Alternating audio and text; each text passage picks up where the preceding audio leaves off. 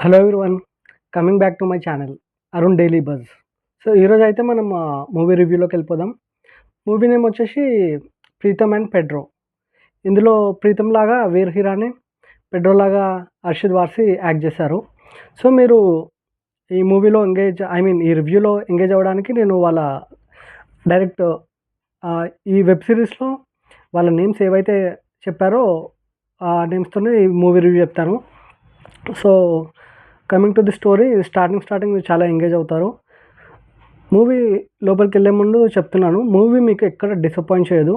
నేను nearly 10 to 15 movies చూసి అందులో ది బెస్ట్ మూవీ ఒకటే రివ్యూ చెప్తాను. నా ఛానల్లో మీకు weekly minimum 2 max 3 videos upload చేస్తాను. డిఫరెంట్ కాన్సెప్ట్స్ ఉన్నవి. కొంతమందికి హారర్ ఇష్టం, కొంతమందికి థ్రిల్లర్ జోన్, డిఫరెంట్ ఉంటాయి కదా, సస్పెన్స్, ఇలాంటివన్నీ నేను చెప్తాను. సో సారీ కొంచెం డిలే చేసినందుకు. So coming to the movie point, starting మీరు మూవీ ఎంట్రీతోనే స్టార్ట్ అవడంతోనే ఒక ఏటీఎం రాబరీతోనే స్టార్ట్ అవుతుంది మూవీ. ఆ ఏటీఎం రాబరీ చేసినప్పుడు ఆ ఏటీఎం రాబరీని మనకి పోలీస్ డిపార్ట్మెంట్ ఉంటుంది కదా, అందులో క్రైమ్ డిపార్ట్మెంట్ అని సపరేట్ ఉంటుంది, నార్కోటిక్ డిపార్ట్మెంట్ అని సపరేట్ ఉంటుంది, వేరాజ్ సైబర్ సెక్యూరిటీ అని సపరేట్ డిపార్ట్మెంట్ ఉంటుంది. సో ఇందులో అర్షద్ వార్సి వచ్చేసి క్రైమ్ డిపార్ట్మెంట్లో వర్క్ చేశాడు. అర్షద్ వార్సి అంటే పెడ్రో. ఈ పెడ్రోకి ప్రీతం ఎలా సహాయం చేశాడు? ప్రీతం వచ్చేసి ఒక జస్ట్ వ్యాక్యూమ్ క్లీనర్ ఉంటుంది కదా, వ్యాక్యూమ్ క్లీనర్ సేల్స్ చేసే సేల్స్ బాయ్ అనమాట. సో అతను ప్రీతం వచ్చేసి చాలా ఇంటెలిజెంట్ పర్సన్. సో ప్రీతం వచ్చేసి అర్షద్ వార్సికి అతని కెరియర్ పరంగా, అతని జాబ్ పరంగా ఏం హెల్ప్ చేస్తాడు అనేసి మూవీలో చూడొచ్చు. ఇంకోటి, ఈ మూవీలో మెయిన్గా చెప్పుకోవాల్సింది ప్రతి ఒక్క పాయింట్ ఉంది. ఒకటి ఎమోషనల్ ఉంది, కామెడీ ఉంది, సస్పెన్స్ ఉంది. సో మీరైతే ఎవరైతే సస్పెన్స్ థ్రిల్లర్స్ విత్ కమ్ ఇంకా థ్రిల్లర్స్ ఎవరైతే నచ్చుతుందో ఈ మూవీ పక్కా చూడొచ్చు. సో చెప్పాను కదా, ఏటీఎం రాబరీ అవుతుంది. యాజ్ యూజువల్ సినిమాలో చూసినట్టు ఈజీగా ఏటీఎం రాబరీ అయితే అవుతుంది. బట్ పోలీసులు రాబరీని చేసి అదే కనుక్కున్నారా లేదా, ఏటీఎం రాబరీకి సంబంధించిన వాళ్ళని ఒకవేళ కనుక్కుంటే ఏ టెక్నాలజీ యూజ్ చేసి కనుక్కున్నారనేది మెయిన్ పాయింట్. ఇది చాలా ఇంట్రెస్టింగ్ ఉంటుంది. ఇంత షార్ట్ స్పాన్ ఆఫ్ టైంలో ఇంత టెక్నాలజీ ఉందా, ఇలా కూడా చేయొచ్చా అనేసి ప్రతి ఒక్కరికి ఆలోచించే విధంగా ఉంది. నెక్స్ట్ వచ్చేసి ఇందులో కొన్ని ట్విస్ట్లు ఉన్నాయి. ఆ ట్విస్ట్ల కన్నా కూడా ఇది ప్రతి ఒక్క తల్లి తండ్రి వాళ్ళ పిల్లలతో పాటు చూడాల్సిన సినిమా. ఎందుకు అంటే ఇందులో మెయిన్గా ఎలివేట్ చేసిన పాయింట్స్ వచ్చేసి, ఒక మొబైల్ ఫోన్ పిల్లల్ని పిల్లలు ఒక సర్టన్ ఏజ్ వరకు పిల్లలకి కరెక్ట్ లోకజ్ఞానం ఉండదు. ఆ మొబైల్ ఫోన్ యూజ్ చేయడం ద్వారా ఎన్ని కాన్సిక్వెన్సెస్, అంటే ఎన్ని కష్టాలు ఆ పిల్లలకే కాదు వాళ్ళ పేరెంట్స్ కూడా ఎన్ని కష్టాలు ఫేస్ చేయాల్సి వచ్చాయి అనే పాయింట్ తీసుకొని చాలా మంచిగా చూపెట్టారు. మోరోవర్ ఇందులో టెక్నాలజీ రిలేటెడ్ చూపెట్టారు. ఆ టెక్నాలజీ వల్ల మనకి ఎంత మంచి జరుగుతుందో అంతే విధంగా చెడు కూడా జరుగుతుంది. ఆ టెక్నాలజీ ఏమిటి అనేది మీరు మూవీలో చూడాల్సిందే, వెబ్ సిరీస్లో. ఈ వెబ్ సిరీస్ వచ్చేసి 6 పార్ట్స్ ఉంది. ఫస్ట్ పార్ట్లో ఏటీఎం రాబరీ ఉంటుంది. ఇలా మీరు ప్రతి ఒక్కటి ఎంగేజ్ అవుతూ ఉంటారు. సో ఇందులో మూవీ లోపలికి వెళ్ళిపోతే, మన అర్షద్ వార్సి పెడ్రో, అతను ఒక పోలీస్ ఆఫీసర్ అని చెప్పాను కదా, అతను కొన్ని కేసెస్ వస్తాయి, అతనికి సాల్వ్ చేయాల్సి వస్తుంది. అన్ఫార్చునేట్లీ అతను కేసు సాల్వ్ చేయలేకపోతాడు. సో ఆయనని క్రైమ్ డిపార్ట్మెంట్ నుంచి సైబర్ డిపార్ట్మెంట్కి మూవ్ చేస్తారు. అన్ఫార్చునేట్లీ ఎందుకు అంటే, వీళ్ళు ఒక ఎంపీ చిన్న ఇన్సిడెంట్ అవుతుంది ఎంపీ వాళ్ళ ఇంట్లో. ఏమిటి అంటే, అది ఎంపీ వాళ్ళ వైఫ్ది మొబైల్ ఫోన్ పోతుంది. బట్ అర్షద్ వార్సి పెడ్రో వచ్చేసి ఆ మొబైల్ ఫోన్ ఇన్వెస్టిగేషన్ కానీ అతని ఇంటికి వెళ్తారు. తెలిసిందే కదా రాజకీయ నాయకులు ఎలా ఉంటారో. వాళ్ళకు అర్షద్ వార్సి చేసే ఇంట్రాగేషన్ అంత క్యాపబుల్ అనిపించదు. అట్ లాస్ట్ అర్షద్ వార్సి కూడా ఒక మీ ఇంట్లో వాళ్ళని ఇంట్రాగేషన్ చేస్తాను అంటే ఎంపీ అలౌ చేయడు. సో వాళ్ళు పోలీస్ కాబట్టి ఎలా అయినా కేసు సాల్వ్ చేయాలా అన్నట్టు వాళ్ళు పోయిన మొబైల్ ఫోన్ని ఎలా తీసుకొచ్చారు, అది తీసుకొచ్చాక ఎంపీకి ఆ మొబైల్ ఫోన్ ఎలా ఇచ్చారు, దాంట్లో ఫ్రాడ్ ఏం జరిగింది అనేది మీరు మూవీలో చూసి తెలుసుకోవాల్సిందే. అదొక ఫ్రాడ్ అవుతుంది. సో ఎంపీ వచ్చేసి మన అర్షద్ వార్సిని మీరు ఇలా ఫ్రాడ్ చేస్తారు. ఎంపీ జెన్యూన్ ఉంటాడు, అతను చాలా జెన్యూన్ ఉంటాడు. అతను జెన్యూన్ ఉన్న వాళ్ళకి సపోర్ట్ చేస్తాడు. ఇదొక వర్షన్ ఎంపీది. బట్ ఆ ఎంపీ వచ్చేసి మన అర్షద్ వార్సిని, పెడ్రోని, మీరు నన్నే ఇలా ఫ్రాడ్ చేశారు అంటే మీరు ఇంకా నార్మల్ జనాలు మీ దగ్గరకు వచ్చినప్పుడు వాళ్ళని ఎలా ఫ్రాడ్ చేస్తారు, మీరు ఈ క్రైమ్ డిపార్ట్మెంట్లో ఉండడం కరెక్ట్ కాదు అన్నట్టు అర్షద్ వార్సిని పెడ్రోని వేరే డిపార్ట్మెంట్ అంటే సైబర్ సెక్యూరిటీ డిపార్ట్మెంట్కి ట్రాన్స్ఫర్ చేస్తారు. అర్షద్ వార్సి మైండ్ సెట్ ఎలా ఉంటుంది అంటే అతను కొన్ని ఏళ్ళ బట్టి అరౌండ్ 15-20 ఇయర్స్ సర్వీస్లో ఉన్నంతసేపు ఆయన క్రైమ్ డిపార్ట్మెంట్లోనే వర్క్ చేస్తున్న అతను సైబర్ సెక్యూరిటీ అంటే లేటెస్ట్ మొత్తం టెక్నాలజీ ఉంటుంది కదా. సైబర్ సెక్యూరిటీ అంటే దాంట్లో ఏం చేస్తారు అంటే నార్మల్గా మన ఏటీఎం నుంచి డబ్బులు పోయినా కానీ, మన బ్యాంక్ అకౌంట్ నుంచి ఫ్రాడ్ అయ్యి డబ్బులు కట్ అయినా కానీ, ఇవన్నీ కేసెస్ ఎగ్జాంపుల్ ఇలాంటి కేసెస్ సాల్వ్ చేస్తారనమాట. సో అలాంటి మనిషిని తీసుకెళ్ళి ఈ సైబర్ సెక్యూరిటీ సెల్లో కూర్చోబెట్టినప్పుడు అతనికి ఏం అర్థం కాదు.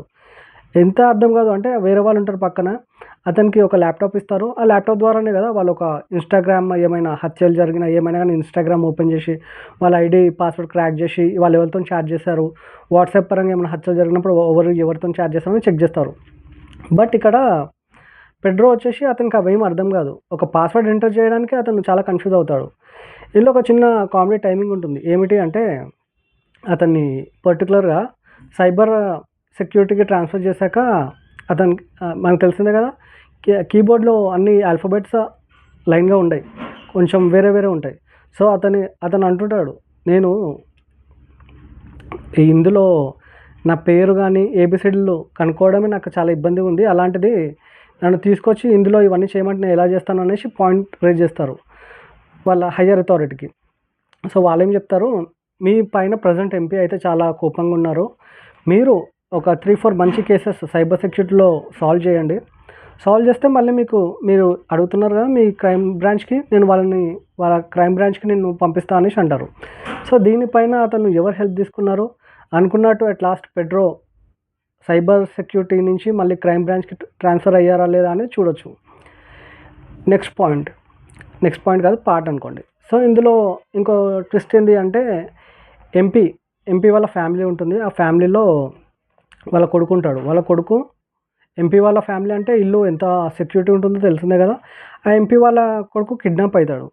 కిడ్నాప్ అయిన కేసుని క్రైమ్ పరంగా సైబర్ సెక్యూరిటీ పరంగా పెడ్రో దగ్గరికి వస్తుంది. ఇతను ప్రజెంట్ పెడ్రో వచ్చేసి సైబర్ సెక్యూరిటీ దాంట్లో వర్క్ చేస్తుంటారు కదా, అతను పిలుస్తారు. అతను పిలిచిన వెంటనే ఎంపీకి చాలా కోపం వస్తుంది. ఇతను క్రైమ్ బ్రాంచ్లో ఉన్నప్పుడే నన్ను మోసం చేశాడు ఒక విషయంలో, అలాంటిది ఈయనని నా కొడుకు కిడ్నాప్ అయిన కేసులో ఇన్వాల్వ్ చేస్తే నా కొడుకు అసలు బ్రతుకుతాడా అంటాడు. బట్ అక్కడ మన పెడ్రో ప్లస్ మిగతా పోలీస్ ఆఫీసర్ చెప్తారు, లేదు సార్ వీళ్ళు చేస్తారు అన్నట్టు. సో అయినా ఎవరు హెల్ప్ తీసుకొని ఈ కేసు సాల్వ్ చేశారు, అట్ లాస్ట్ కేసు సాల్వ్ అయిందా లేదా అనేది ఇంకో నెక్స్ట్ ఎంగేజింగ్ పార్ట్. ఇందులో అసలు హీరో వచ్చేసి అర్షద్ వార్సి అయితే కాదు. ఫస్ట్ హీరో వచ్చేసి ప్రీతం వీర్ హిరాని. ఇతను జస్ట్ ఒక వ్యాక్యూమ్ క్లీనర్స్ అమ్ముకునే అబ్బాయి పోలీస్ ఆఫీసర్ పెడ్రోకి ఎలా హెల్ప్ చేశారు, అతని మైండ్ గేమ్ ఎలా ఉంది. మీరు ఈ మూవీ చూసినంతసేపు మన తెలుగులో జులై మూవీ ఉంటుంది కదా, అల్లు అర్జున్ త్రివిక్రమ్, వీళ్ళ మూవీ ఎగ్జాంపుల్ ఇద్దరు సేమ్ మైండ్ సెట్ ఉంటుంది, సేమ్ లాజిక్ ఎలా ఆలోచిస్తారో, సేమ్ ఆ లాజిక్ ఎలా ఇంప్లిమెంట్ చేస్తారో, సేమ్ ఇలా ఇక్కడ కూడా విలన్ ఇంకా హీరో సేమ్. విలన్ మీరు చూడండి, మీకు తెలిసిన విలనే, వాళ్ళు ఎలా ఇంప్లిమెంట్ చేస్తారో ఆ స్టోరీలో. అట్ లాస్ట్ ఎవరైతే ఎంపీ అబ్బాయి కిడ్నాప్ అయ్యాడు కదా, ఆ కిడ్నాప్ అవ్వడానికి మధ్యలో ఇంకో ట్విస్ట్ ఉంటుంది. ఆ ట్విస్ట్ ఏమిటి అంటే నేను చెప్పే కన్నా మీరు మూవీలో చూస్తే బాగుంటుంది. ఆ ట్విస్ట్లో ఎవరెవరు ఇన్వాల్వ్ అయ్యారో ప్లస్ ఎంపీ ఉన్నాడు కదా, ఎంపీ వాళ్ళ ఇంట్లో వాళ్ళు ఎవరైనా ఇన్వాల్వ్ అయ్యారా లేదా అనేది మీరు మూవీలో చూసి తెలుసుకోండి. ఇక్కడ ఎంపీ వాళ్ళ ఇంట్లో నుంచి ఇన్వాల్వ్ అయిన వాళ్ళు ఎవరు ఉంటారు, మేబీ కిడ్నాప్ వాళ్ళే చేసారు అనేసి అన్ని ప్రూఫ్తో సహా అన్నీ దొరుకుతాయి.